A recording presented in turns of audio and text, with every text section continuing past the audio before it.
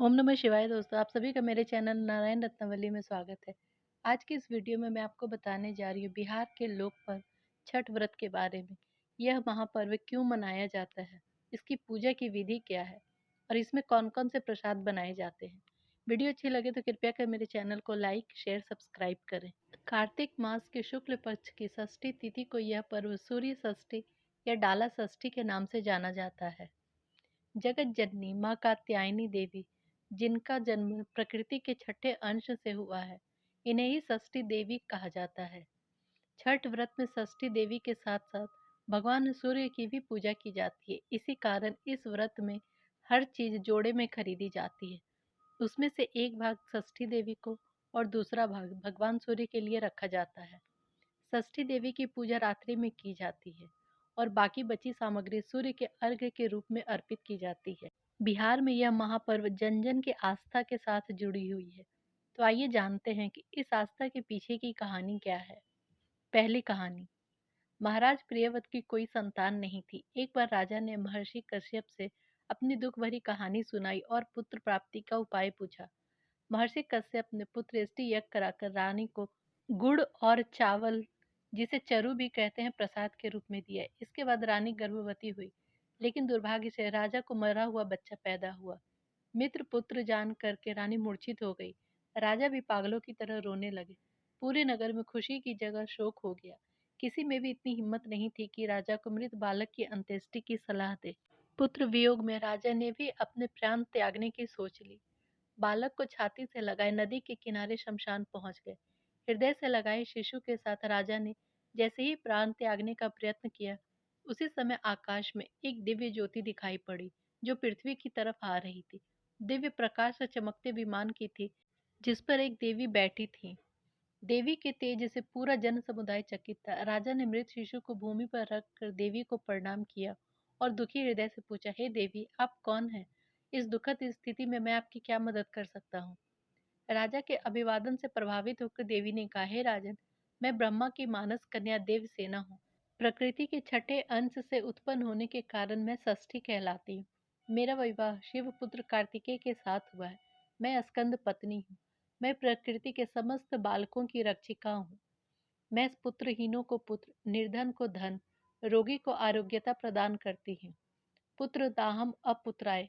इतना कहकर देवी ने मृत शिशु को गोद में उठा लिया, जिससे वह बालक तुरंत जीवित हो गया।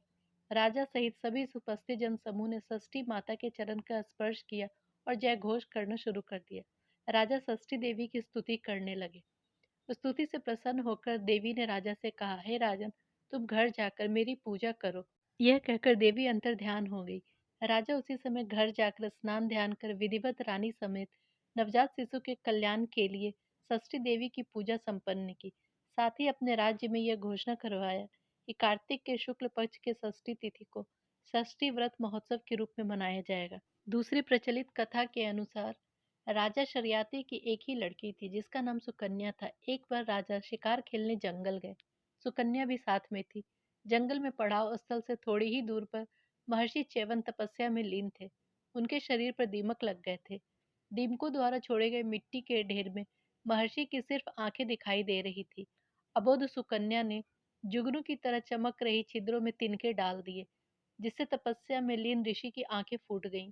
च्यवन ऋषि ने क्रोध में श्राप दे दिया, जिससे राजा के सैनिकों सहयोगियों के मल मूत्र निकलना बंद हो गया। सभी दर्द और पीड़ा से छटपटाने लगे। घबराते हुए सुकन्या ने अपने पिता से अपनी आप बीती सुनाई और क्षमा प्रार्थना करने लगी। राजा तुरंत सुकन्या के साथ च्यवन ऋषि के पास गए। हाथ जोड़ते हुए अनजाने में हुई अपनी कन्या के अपराध का क्षमा मांगने लगे और लोगों के स्वस्थ हो जाने का निवेदन करने लगे। न्यायप्रिय राजा शरियाती ने दर्द से पीड़ित ऋषि एवं सैनिकों को पीड़ा मुक्ति के लिए अपनी लाडली कन्या सुकन्या को ऋषि को समर्पित कर दिया। राजा ने ऋषि से आग्रह किया कि सुकन्या की सेवा स्वीकार करे और मेरी सेना को दुख से मुक्त करे और मेरी प्रजा का कल्याण करे। ऋषि ने सभी को श्राप से मुक्त कर दिया। सुकन्या ऋषि की सेवा में अपना दिन बिताने लगी। प्रतिदिन की तरह एक दिन सुकन्या जल लेने के लिए तालाब के पास गई। वहां उसने कई नाग कन्याओं को जल में पूजन करते देखा। पूछने पर नाग कन्याओं ने बताया कि आज कार्तिक मास की षष्ठी तिथि है। इस तिथि को रात में षष्ठी माता का पूजन और सूर्य की विधिवत उपासना और व्रत करने से सभी मनोकामनाओं की पूर्ति हो जाती है। सुकन्या ने जिज्ञासा के साथ पूछा कि इस व्रत और पूजा का फल और विधि क्या है? पूजा का समय और तिथि क्या है? नाग कन्याओं ने बताया, कार्तिक के शुक्ल पक्ष की षष्ठी युक्त सप्तमी तिथि को सभी मनोकामनाओं की पूर्ति के लिए यह व्रत किया जाता है। पंचमी को व्रती नियम पूर्वक रहकर शाम काल में खीर का भोजन धरती पर करते हैं। षष्ठी के दिन व्रत रखकर लाल नारंगी रंगों से सजा हुआ मंडप बनाकर पूजा करें। रात्रि में जागरण करना चाहिए। अनेक प्रकार के ऋतु फल, चावल, गेहूं, गुड़ के बने पकवान का नैवेद्य चढ़ाकर सूर्य नारायण और षष्ठी देवी का पूजन करना चाहिए। सप्तमी को प्रातः सूर्य का दर्शन कर अर्घ्य देकर व्रत का पारण करना चाहिए और प्रसाद खाना चाहिए। तब सुकन्या ने नाग कन्याओं के द्वारा बताए गए तरीके से पूरी भक्ति के साथ कार्तिक मास के शुक्ल षष्ठी का व्रत किया और फिर च्यवन ऋषि के आंखों की ज्योति वापस मिल गई। तीसरी सबसे प्रचलित कथा के अनुसार एक वृद्धा की कोई संतान नहीं थी। कार्तिक शुक्ल सप्तमी के दिन उसने संकल्प किया, यदि उसके पुत्र होगा तो वह व्रत करेगी। सूर्य भगवान की कृपा से वह पुत्रवती हो गई, पर उसने व्रत नहीं किया। लड़के का विवाह हो गया। विवाह से लौटते समय वर वधु एक जंगल में रुके। तब वधु ने वहां पालकी में अपने पति को मरा हुआ पाया। वह रोने लगी। उसका रोना सुनकर एक वृद्धा उसके पास आकर बोली, मैं छठ माता हूँ, तुम्हारी सास सदैव मुझे फुसलाती रहती है। उसने संकल्प करके भी मेरी पूजा और व्रत नहीं किया, किंतु तुम्हारा रोना देखकर मैं तुम्हारे पति को जीवित कर देती हूँ। घर जाकर अपनी सास से इस बारे में बात करना। वर जीवित हो उठा। वधु ने घर आकर सास से सारी बातें बोली। सास ने भूल स्वीकार की और उस दिन के बाद से सूर्य षष्ठी का व्रत करने लगी। आइए अब जानते हैं महापर्व छठ की विधि। यह 4 दिनों तक चलने वाला पर्व है। यह बहुत ही पवित्रता और सादगी के साथ मनाया जाता है। यह 4 दिन है, कार्तिक मास के शुक्ल पक्ष की चतुर्थी, पंचमी, षष्ठी और सप्तमी। आइए अब जानते हैं इसकी विस्तृत जानकारी। पहला दिन चतुर्थी तिथि होती है, जिसे स्थानीय भाषा में नहाय खाई कहा जाता है। इस दिन व्रती गंगा नदी या किसी भी अन्य पवित्र नदी या तालाब में स्नान करते हैं। इसके बाद आम की लकड़ी पर अरवा चावल, चने की दाल, कद्दू की सब्जी, शुद्ध भोजन बनाकर एक ही बार भोजन करते हैं। इसके बाद नहाय खाए के दिन ही विशेष प्रसाद ठेकुआ, जो कि आटा, गुड़, शुद्ध घी से बना हुआ पकवान होता है, बनाने के लिए गेहूं धोने, चुनने और मशीन में पीसने की तैयारी की जाती है। दूसरी तिथि होती है पंचमी तिथि। इस दिन को स्थानीय भाषा में खरना या लोहंडा कहा जाता है। इस दिन व्रती दिन भर उपवास रहते हैं। सुबह स्नान आदि के बाद व्रती मिट्टी के चूल्हे पर आम की लकड़ी की आग पर गन्ने की रस या गुड़ में खीर बनाते हैं, जिसे रसिया कहते हैं। इसके साथ ही सादी रोटी घी लगाकर बनाई जाती है। इसके बाद जिस स्थान पर प्रसाद बनाया जाता है, उसी पवित्र स्थान पर पूर्व दिशा की ओर मुंह करके छठी माई के लिए मिट्टी के ढक्कन में प्रसाद लगाया जाता है। औरतें सुहाग के प्रतीक सिंदूर लगाती हैं और पूजा के बाद सौभाग्य सूचक सिंदूर का ही तिलक परिवार के सदस्यों को लगाया जाता है। इस दिन व्रती चंद्रमा के दर्शन कर प्रसाद ग्रहण करती हैं। खरना के दिन के प्रसाद का बहुत भी ज्यादा महत्व होता है। जिनके यहाँ छठ महापर्व का आयोजन नहीं होता है, वे लोग भी काफी श्रद्धा और विश्वास के साथ प्रसाद ग्रहण करते हैं। आज के दिन से लेकर छठ पूजा तक व्रती जमीन पर ही सोती हैं। तीसरा दिन षष्ठी तिथि। यह दिन बहुत ही महत्वपूर्ण होता है। इस दिन संपूर्ण निर्जला और निराहार का दिन होता है। षष्ठी के दिन व्रती और परिवार के अन्य सदस्य स्नान आदि से निवृत्त होकर मुख्य प्रसाद ठेकुआ बनाने में जुड़ जाते हैं। यह प्रसाद मुख्यतः गेहूं के आटे, गुड़ और घी से बनाया जाता है। ठेकुआ बनाने के लिए लकड़ी का साँचा प्रयोग में लाया जाता है, जिसमें सूर्य के रथ के चक्र की आकृति बनी होती है, जो यह दर्शाता है कि यह सूर्य भगवान का प्रमुख प्रसाद है। इसके अलावा प्रसाद के रूप में जोड़े की संख्या में ऋतु फल, जिसमें नारियल, केले का घौद, नींबू, जिसे कहीं कहीं डाब भी कहते हैं, बहुत ही ज्यादा महत्वपूर्ण है। इसके अलावा प्रसाद में मूली, शकरकंद, कच्चा अदरक, ईख, साबुत फुला हुआ चना, चावल, गुड़ सूर्य देव के पसंद के प्रसाद हैं।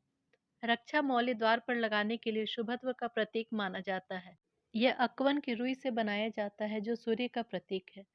शाम में सूर्यास्त से पूर्व व्रती एक हाथ में जल कलश लिए हुए, उसके ऊपर ढक्कन में स्वस्तिक बने चावल पर जलते हुए दीपक लेकर तथा परिवार के दूसरे सदस्य सभी पूजन सामग्री प्रसाद आदि को सूप में सजाकर एक बड़ी टोकरी में रखकर माथे पर लेकर व्रती के साथ छठ गीत गाते हुए चलते हैं।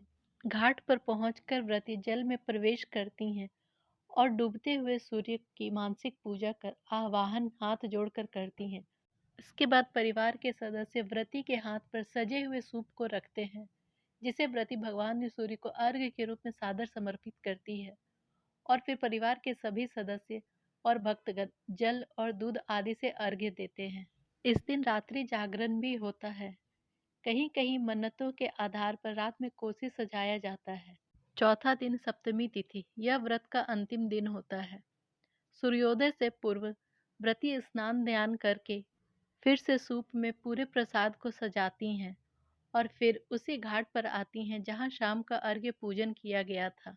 व्रती जल में प्रवेश करती हैं और दोनों हाथ जोड़कर भगवान सूर्य से उगने, निकलने और सृष्टि को ज्योति और अपने मनवांछित फल प्राप्ति की प्रार्थना करती हैं। सूर्योदय होने के बाद फिर से शाम वाली पूरी प्रक्रिया को दोहराया जाता है। जल से निकलकर व्रती घाट की पूजा करती हैं, प्रसाद दक्षिणा देकर व्रत का समापन करती हैं। सूर्य अर्घ्य और पूजा समाप्ति के बाद व्रतियों के पैर छूकर आशीर्वाद लेने और उनके उतारे कपड़ों को धोने और उसे सिर आंखों पर लगाने की आपाधापी हो जाती है। ऐसा कहा जाता है, सूर्य अर्घ का जल मस्तक और आंखों पर लगाने से रोग नष्ट होते हैं। इस व्रत का प्रसाद मांगकर खाने का भी बहुत महत्व है। दोस्तों, ये थी बिहार के लोक पर्व महापर्व छठ की कथा। आपको वीडियो अच्छी लगे तो कृपया कर मेरे चैनल को लाइक शेयर सब्सक्राइब करें। धन्यवाद।